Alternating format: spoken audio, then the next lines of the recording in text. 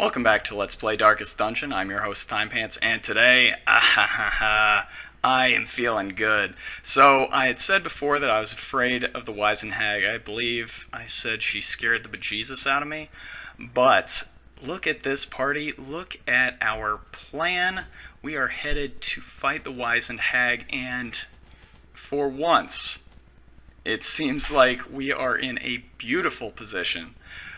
We actually have a random event that is in our favor. This is the perfect time to strike. Oh, sorry. I had collected many rare and elusive volumes on ancient herbal properties and was set to enjoy several weeks immersed in comfortable study. My work was interrupted, however, by a singularly striking young woman who insisted on repeated calls to the house. There is method. Alright, so let's get a move on. I think it's pretty clear where we're headed, and yeah, like I said, we actually are in just a phenomenal position right now. I feel like we strike while the iron's hot. I had thought first that maybe it would be wise to go after Wilbur and the Swine Prince, but I wanted to bide my time, delay a little bit, see if, by some miracle, we might manage to, well, that's dumb. Thank God that actually was still enough to get a kill, but, yeah, I was hoping that by some miracle we might be in a position to get a better trinket, or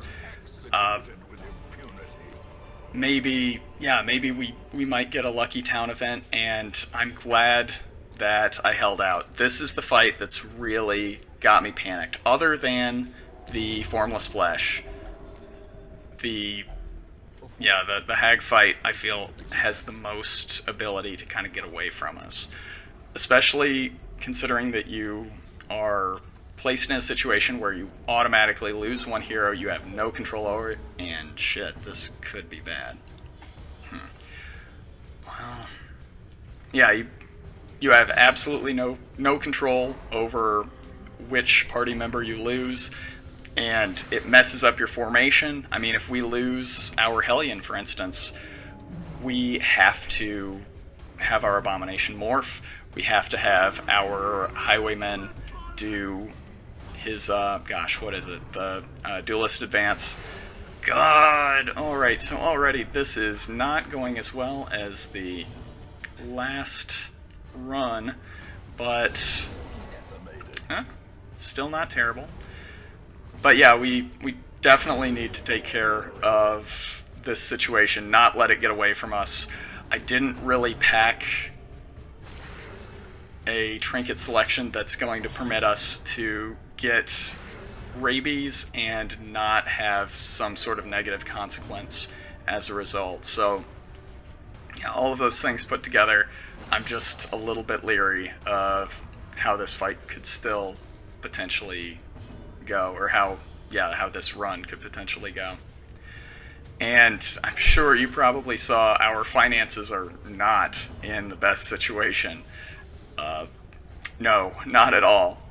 And this is sort of a running theme of the run, or the darkness challenge that I am doing on this New Game Plus. Like, honestly, I'm as surprised as you are. I genuinely thought that, why the hell not? Yeah, I genuinely thought that this was going to be just a complete fucking joke. I don't know if we risk that, though. As far as managing our finances, I was certain that every single... Oh, shit. Yeah, I was certain that every single,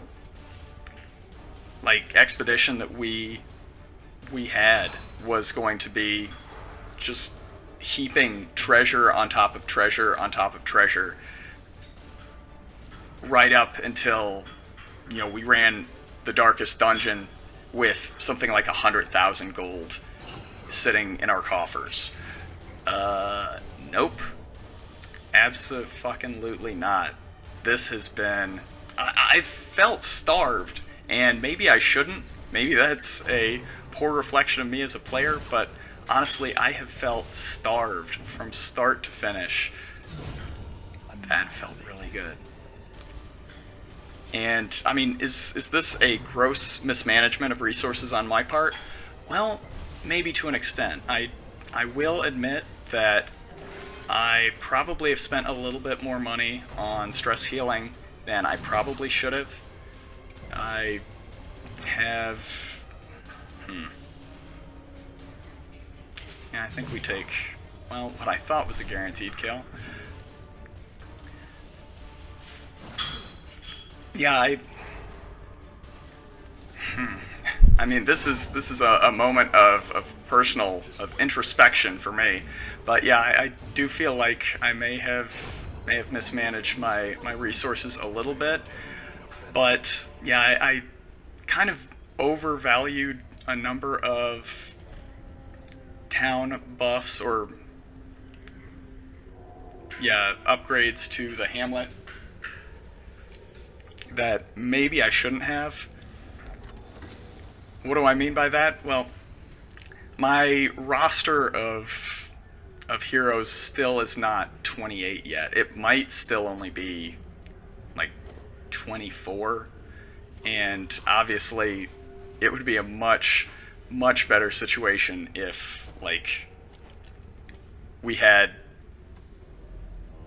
maybe one less weapon upgrade, or like one less yeah, like one less stress relief upgrade, but yeah, our roster was 28 characters that all have like a reasonable chance of actually of actually going into like a boss fight and being able to be a good participant. So that one's on me, and I'm starting to think that it might be time to start looking for places to camp. Oh, that's annoying.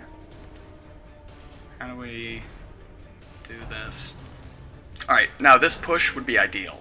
This would put us back in a great situation. Still, I mean, these guys are very, very unbelievably vulnerable. Oh, wow. Okay. Gaveston gets a permanent seat at the big boys table.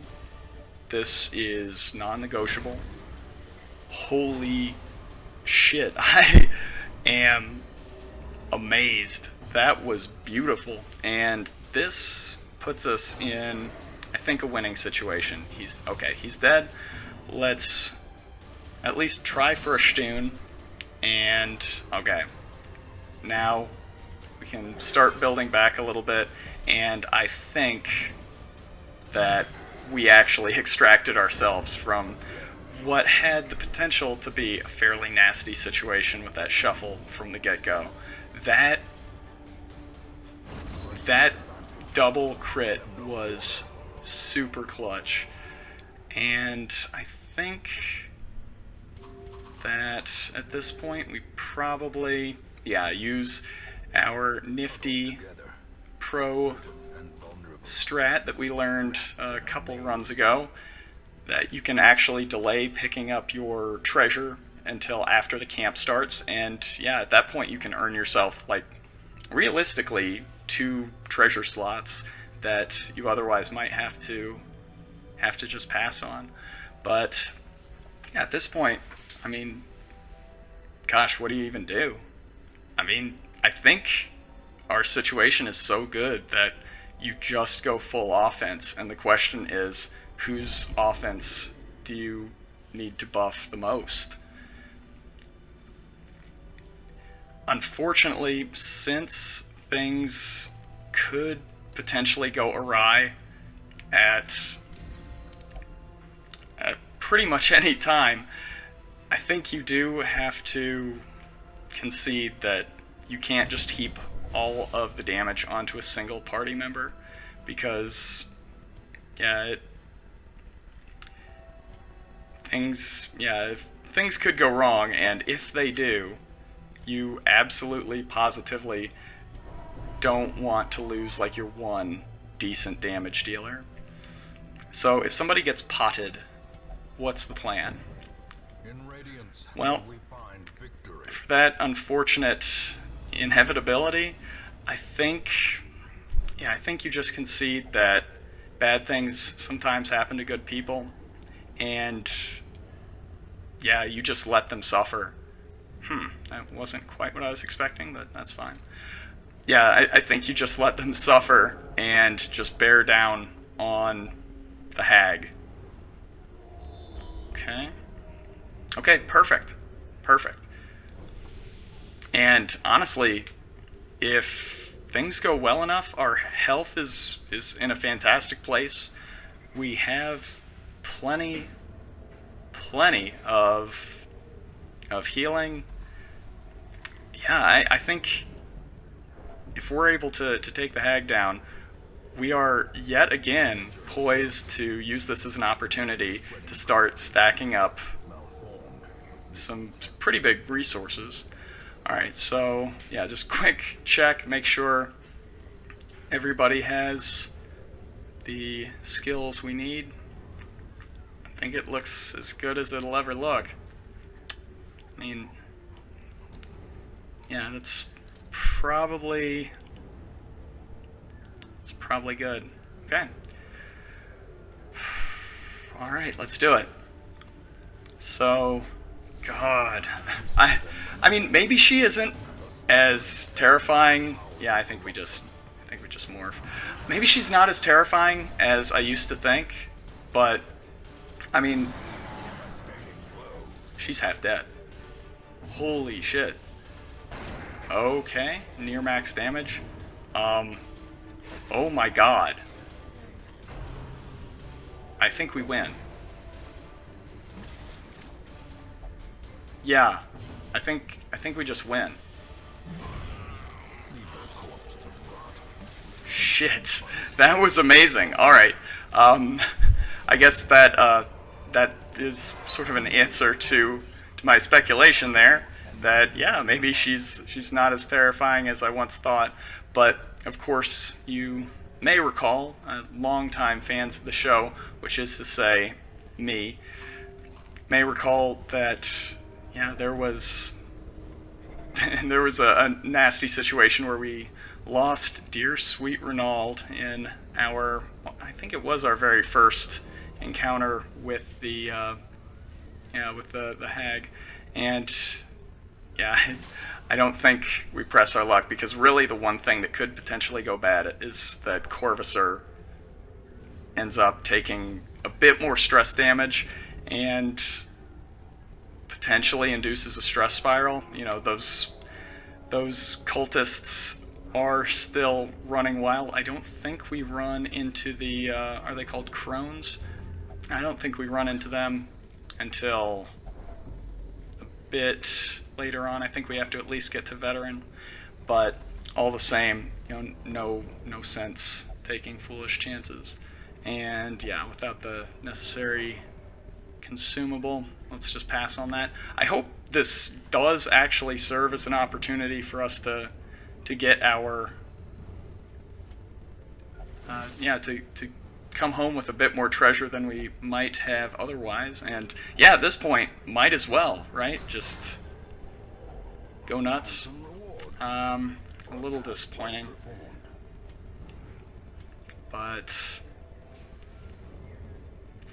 I mean, if we ever run into anything that needs a shovel, we probably can just turn around and go another direction. But yeah, at this point, I'm not worried about a single encounter killing us, so we probably don't need that anti-venom. So I just watched Back to the Future, like the whole Back to the Future series, not too long ago, like last weekend and the weekend before. And I have to tell you, that movie, or the, like, okay, so the first Back to the Future movie, damn near perfect. The other two, I mean, they've got some weaknesses, but I'm gonna be that guy because a lot of people say, like, they think that Back to the Future 3 is like the really bad one, and Back to the Future 2 is like fairly good with a couple of, admittedly glaring issues. I'm gonna disagree because I think the Back to the Future series, like 1 and 3, kind of get to at the heart of what is most exciting about those movies, or most compelling, and that's that there's some crazy plan where everything needs to go absolutely perfectly, and somehow, it goes off, spoilers, without a hitch. But there's a little bit of trivia here that I've heard a few times, so I have to believe that there's some truth to it, that the original Back to the Future script didn't have a DeLorean. Maybe you've heard this. Instead, that like Doc Brown and Marty McFly were supposed to have their fun time adventures in a refrigerator. Yeah. And yeah, I guess for pretty obvious reasons, they pulled that like appallingly bad idea before they started shooting, because they didn't want little kids to like climb into refrigerators, which is fair enough, and honestly a bit more socially responsible than I guess I would have given 1980s era Hollywood credit for. So good on ya, I suppose. But yeah, ultimately, they went with the iconic DeLorean, and the rest, as they say, is history. But like when I first heard that, I kind of hesitated. I was like, oh yeah, obviously, you don't want kids climbing into a refrigerator. Wait a minute, hold on. Doesn't like a high schooler get behind the wheel of a car and travel 88 miles an hour?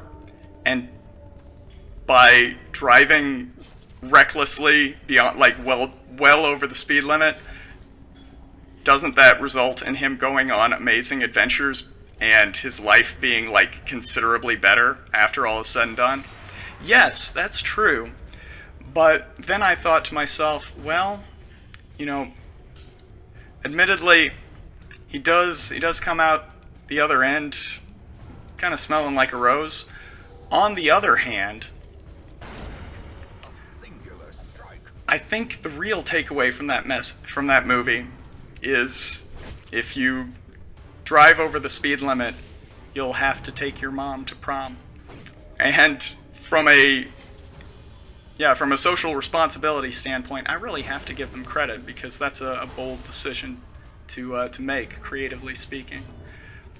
But damn, those are good ass movies. Like, seriously, if you can't get invested by the end, I can't get invested in you. I'm sorry. Like, you and I, we can't be friends. We can be acquaintances. I'll say hi to you in the hallway, but if you can't see what's amazing about Back to the Future, like, good grief, that just reflects poorly on you. But let's get back to the run here, and gosh, this is going really well. Like, the question is, do we press our luck? I would say a little bit. Just a little bit. We're going to check out these two potential treasures here, see if there's anything worth risking a hunger event for. Hopefully nothing too nasty here. And, alright, I mean, well, that's disappointing. But let's get a little bit of stress relief here. I don't think we can have a hunger event anywhere that there's, like, actually something on the map. So let's get out of here. That trinket is amazing.